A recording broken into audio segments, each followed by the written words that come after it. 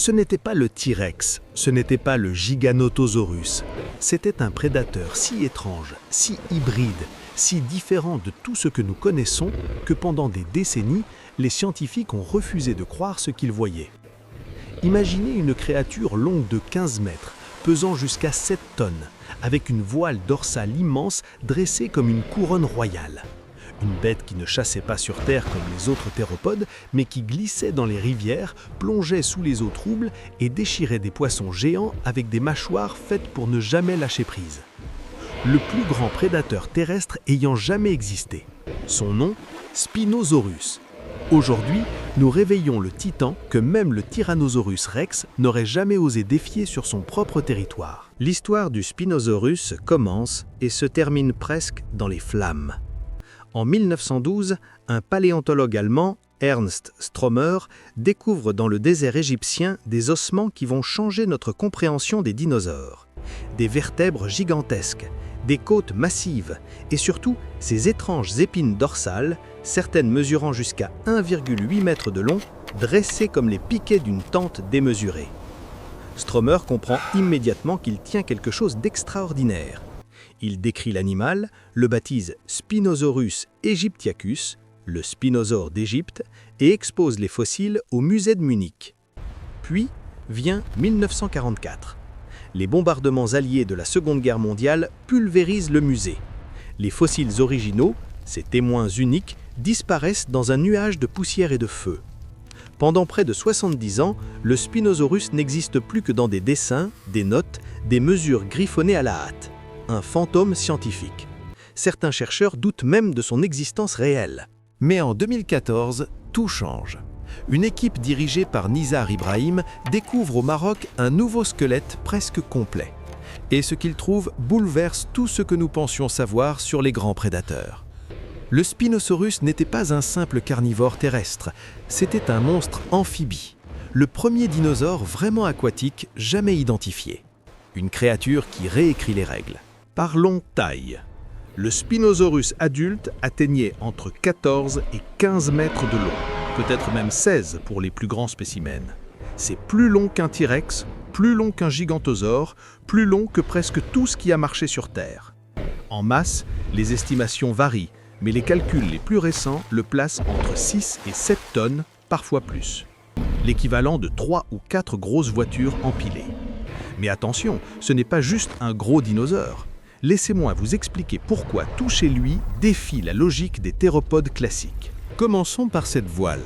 Impossible de parler du Spinosaurus sans évoquer cette structure qui le rend instantanément reconnaissable.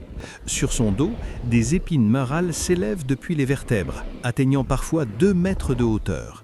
Entre ces épines, une membrane de peau, de muscles, de vaisseaux sanguins créait une voile géante. À quoi servait-elle ? Les théories sont nombreuses. Certains pensent qu'elle servait à la thermorégulation, captant la chaleur du soleil le matin, évacuant l'excès de température l'après-midi. D'autres suggèrent un rôle dans la communication visuelle, un panneau d'affichage vivant pour intimider les rivaux ou séduire les partenaires. Imaginez la scène. Un Spinosaurus émergeant lentement d'une rivière, sa voile ruisselante se dressant contre le soleil du Crétacé.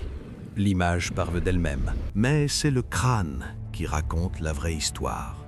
Long, étroit, presque crocodilien, rien à voir avec la gueule massive et broyeuse d'un T-Rex. Le museau du Spinosaurus mesure environ 1,75 m, fin et allongé comme celui d'un gavial moderne. Et dans cette mâchoire, une armurerie spécialisée. Des dents coniques, légèrement recourbées, espacées régulièrement. Pas des lames pour déchirer la chair des proies terrestres, non, mais des harpons pour transpercer et maintenir des poissons glissants. Certaines dents atteignent 20 cm de long. Elles ne se chevauchent pas comme chez les autres théropodes. Elles s'emboîtent, créant une cage dentaire dont rien ne peut s'échapper. À elles seules, ces dents révèlent un mode de vie radicalement différent. Et il n'y a pas que la forme. La disposition anatomique est pensée pour la pêche. Les narines ne sont pas à l'extrémité du museau, comme chez la plupart des dinosaures, mais placées plus en arrière, plus haut sur le crâne. Cela lui permettait de respirer tout en gardant la majeure partie de sa tête sous l'eau, comme un crocodile à l'affût. Des capteurs de pression dans le museau, similaires à ceux des crocodiliens actuels, lui permettaient de détecter les vibrations dans l'eau, de localiser un poisson même dans des eaux troubles et boueuses. Reste une question. Comment un dinosaure de cette taille pouvait-il chasser dans l'eau? La réponse est aussi fascinante qu'inattendue. Le Spinosaurus avait des os denses, presque solides, très différents des os creux et légers des autres théropodes. Cette densité osseuse n'est pas un défaut, c'est une adaptation. Elle lui donnait un lest naturel, comme celui des hippopotames ou des lamantins modernes. Au lieu de flotter comme un bouchon, il coulait doucement, se déplaçait sous l'eau avec contrôle, marchait sur le fond des rivières. Ses pattes arrière étaient courtes, trapues, musclées, pas faites pour courir sur de longues distances comme celles d'un T-Rex, mais pour pousser, propulser, patauger. Et ses pieds, larges, palmés peut-être, parfaits pour ne pas s'enfoncer dans la vase des berges. Certains chercheurs pensent même qu'il possédait des membranes interdigitales, comme les canards. Cela reste débattu, mais l'idée n'est pas folle. Plus intriguant encore, sa queue. Les découvertes récentes montrent une queue aplatie latéralement, haute et flexible. Pas une queue de dinosaure terrestre, rigide et équilibrante. Non, une queue de nageur. Une nageoire caudale géante. En ondulant de gauche à droite, elle propulsait le Spinosaurus dans l'eau avec une efficacité redoutable. Imaginez 7 tonnes de prédateurs glissant silencieusement sous la surface, queue battant lentement, yeux fixés sur un banc de poissons géants. Dans son écosystème, peu de créatures aquatiques se savaient réellement à l'abri. Où régnait ce monstre? Nous sommes au Crétacé supérieur, il y a environ 95 à 100 millions d'années. Le Spinosaurus vivait dans ce qui est aujourd'hui l'Afrique du Nord, principalement l'Égypte, le Maroc, l'Algérie. Mais à l'époque, cette région ne ressemblait en rien au désert que nous connaissons. C'était un paradis aquatique. Un vaste système de deltas, de rivières paresseuses, de mangroves, de lagunes peu profondes et de plaines inondables. L'eau était partout. Et dans cette eau, la vie grouillait. Les proies principales du Spinosaurus? Des poissons, mais pas n'importe lesquels, des géants.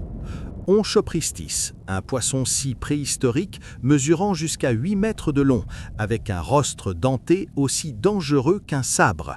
Mausonia, un sélacanthe massif de 4 à 5 mètres. Des requins d'eau douce comme Onchopristis, des poissons osseux énormes pullulant dans chaque méandre. Pour un piscivore de la taille du Spinosaurus, ces eaux étaient une cantine naturelle, un buffet permanent. Mais il ne se contentait pas de poissons. Les analyses de dents fossilisées montrent des marques sur des os de ptérosaures. Ces reptiles volants, parfois envergure de 6 mètres, venaient pêcher à la surface. Erreur fatale. Un coup de mâchoire depuis les profondeurs et le ptérosaure disparaissait dans un tourbillon.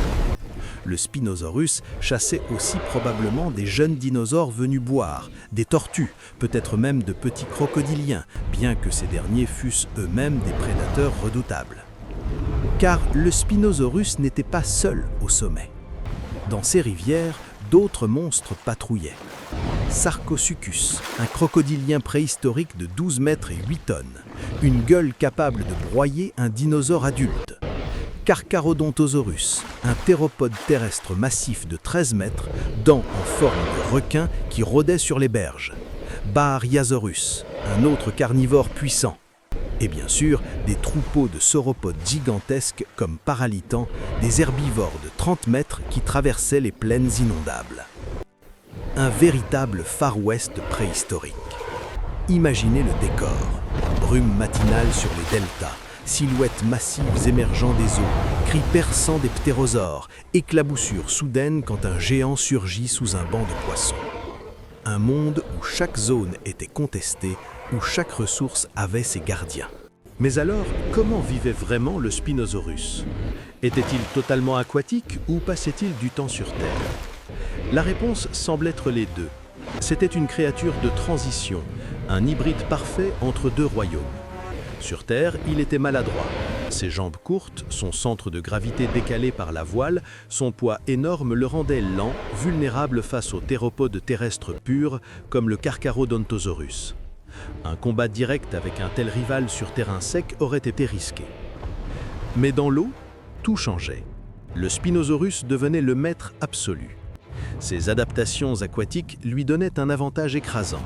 Il patrouillait les rivières comme un crocodile géant, restait immergé pendant de longues périodes, ses narines hautes lui permettant de respirer discrètement. Quand une proie approchait, il explosait depuis les profondeurs. Mâchoires ouvertes, dents se refermant avec une force calculée, non pas pour broyer, mais pour empaler et maintenir. Certains indices suggèrent qu'il pouvait même plonger complètement, nager en eau plus profonde, peut-être pour suivre des bancs de poissons migrateurs ou échapper aux chaleurs extrêmes. Sa queue lui servait de moteur, ses pattes de gouvernail. Un nageur puissant, endurant, adapté à un mode de vie que nous n'avions jamais imaginé chez un dinosaure avant les découvertes récentes. Et son métabolisme? Les débats continuent. Était-il à sang froid, comme un reptile, ou à sang chaud, comme un oiseau moderne? Probablement quelque part entre les deux. Une stratégie intermédiaire lui permettait de réguler sa température, grâce à la voile, de rester actif sans consommer des quantités astronomiques de nourriture. Pour entretenir un tel corps, il devait quand même avaler chaque jour des dizaines, peut-être des centaines de kilos de poissons. Mais comparé aux 130 kilos de viande nécessaires à un T-Rex, le régime piscivore était presque économique. Alors, qu'est-il arrivé au Spinosaurus? Pourquoi a-t-il disparu? Nous ne savons pas exactement quand ni comment il s'est éteint. Les fossiles de Spinosaurus disparaissent du registre paléontologique il y a environ 93 à 94 millions d'années, bien avant l'extinction massive qui a balayé les dinosaures non aviaires il y a 66 millions d'années. Quelque chose s'est passé, quelque chose de local, de régional, de décisif. Les hypothèses sont multiples. Le climat a peut-être changé. Le Crétacé était une période de fluctuations importantes. Les niveaux marins montaient et descendaient. Les systèmes fluviaux se déplaçaient, s'asséchaient, changeaient de cours. Si les deltas et les rivières du Spinosaurus ont commencé à disparaître, ses proies avec eux, l'espèce aurait perdu sa niche écologique. Impossible de survivre sans son garde-manger aquatique. La compétition a peut-être joué un rôle. D'autres prédateurs plus polyvalents, capables de chasser aussi bien dans l'eau que sur terre, ont pu prendre le dessus. Les crocodiliens géants, comme Sarcosuchus, étaient des concurrents directs dans les environnements aquatiques. Les théropodes terrestres dominaient les berges. Pris entre deux mondes, le Spinosaurus a peut-être été étouffé par des rivaux plus adaptables. Il est aussi possible que des maladies, des changements dans les populations de proies ou simplement l'évolution naturelle aient scellé son destin. Les géants ont leur heure, puis la vie tourne la page. Aucune espèce, aussi dominante soit-elle, ne règne éternellement. L'évolution ne couronne pas le plus fort pour toujours, elle récompense l'adéquation à un monde qui change. Tant que le monde ressemble à votre niche, vous prospérez. Quand le monde se transforme, il faut suivre, changer ou céder la place. Devons-nous regretter la disparition du Spinosaurus? Sur le plan de l'émerveillement, absolument. Qui ne rêverait pas d'apercevoir depuis un bateau bien solide la voile géante d'un Spinosaurus fendre les eaux d'un delta préhistorique? De voir cette créature impossible, ce dinosaure qui refusait d'être comme les autres, glisser entre deux mondes avec une grâce brutale. Sur le plan personnel, disons que nos baignades en rivière sont sans doute plus sereines aujourd'hui. Si le Spinosaurus et ses congénères ont disparu, les leçons qu'il nous enseigne restent vivantes. Ce titan nous rappelle que l'évolution ne suit jamais un seul chemin, que la vie explore toutes les possibilités, teste toutes les niches, invente des solutions que notre imagination peine à concevoir. Le Spinosaurus nous montre qu'un dinosaure pouvait devenir piscivore, semi-aquatique, nageur. Qu'un prédateur terrestre pouvait retourner à l'eau des millions d'années après que ses ancêtres lointains en soient sortis. Que la spécialisation extrême peut être à la fois une force écrasante et une vulnérabilité mortelle. Et que dans l'histoire de la vie, les monstres les plus fascinants ne sont pas toujours ceux qui rugissent le plus fort ou qui mordent le plus dur. Parfois, ce sont ceux qui glissent en silence sous la surface, invisibles jusqu'au moment fatal. Alors, la prochaine fois que vous verrez un crocodile immobile à la surface d'une rivière, pensez à lui, à ce prince des deltas du Crétacé, à ce chasseur de poissons géants qui a régné pendant des millions d'années dans un royaume aquatique aujourd'hui disparu. le Spinosaurus, le titan que même le T-Rex n'aurait jamais défié sur son propre territoire. Parce que sur Terre, le Rex était roi, mais dans l'eau, l'eau appartenait au dragon à voile. Merci d'avoir voyagé avec moi dans les rivières anciennes. À très bientôt pour réveiller un autre géant oublié.